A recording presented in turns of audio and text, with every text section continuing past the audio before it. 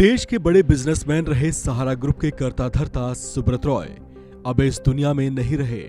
उन्होंने 75 साल की उम्र में कार्डियक अरेस्ट के चलते दुनिया को अलविदा कह दिया। सुब्रत रॉय कुछ समय से बीमार चल रहे थे और मुंबई के कोकिलाबेन हॉस्पिटल में एडमिट थे। ये अपने पीछे अरबों रुपए की संपत्तियां छोड़ गए हैं। बिल्कुल जमीन से उठे सुब्रत रॉय कभी बिहार के अररिया में साधारण जिंदगी जी रहे थे, लेकिन जमीन से उठकर इन्होंने कुछ ही सालों में आसमान तक का सफर तय किया। कभी पैसों के जुगाड़ के लिए स्कूटर से नमकीन और बिस्कुट बेच चुके सुब्रत रॉय ने कुछ ही सालों में अपनी खुद की एयरलाइंस खड़ी कर ली थी।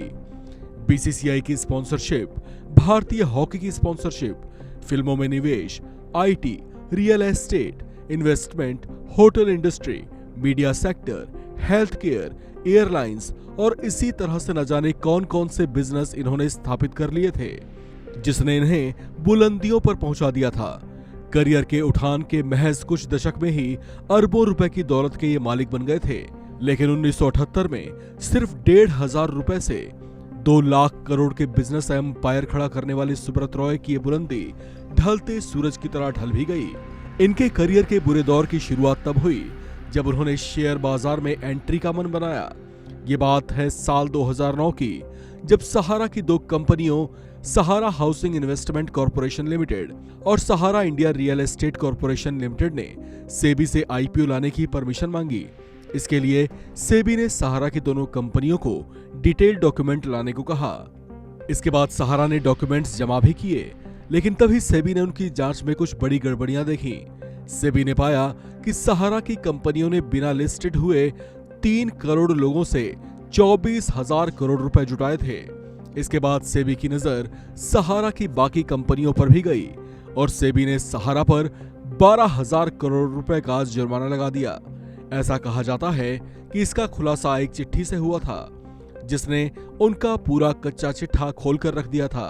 रोशन लाल नाम के एक व्यक्ति ने 4 जनवरी साल 2010 में नेशनल हाउसिंग बैंक को एक पत्र लिखा, जिसमें उन्होंने लखनऊ के सहारा ग्रुप की 2 कंपनियों सहारा हाउसिंग इन्वेस्टमेंट कॉर्पोरेशन और Sahara India retail estate corporation की ओर से जारी बॉन्ड्स की जांच करने का निवेदन एनएचबी से किया था। ये चिट्ठी लिखने वाले रोशन लाल इंदौर में रहते हैं और पेशे से सीए हैं। उन्होंने तब ये दावा किया था कि लोगों ने बड़ी संख्या में सहारा ग्रुप की कंपनियों के बॉन्ड खरीदे हैं, लेकिन वो बॉन्ड्स नियमों के तहत जारी नहीं किए गए।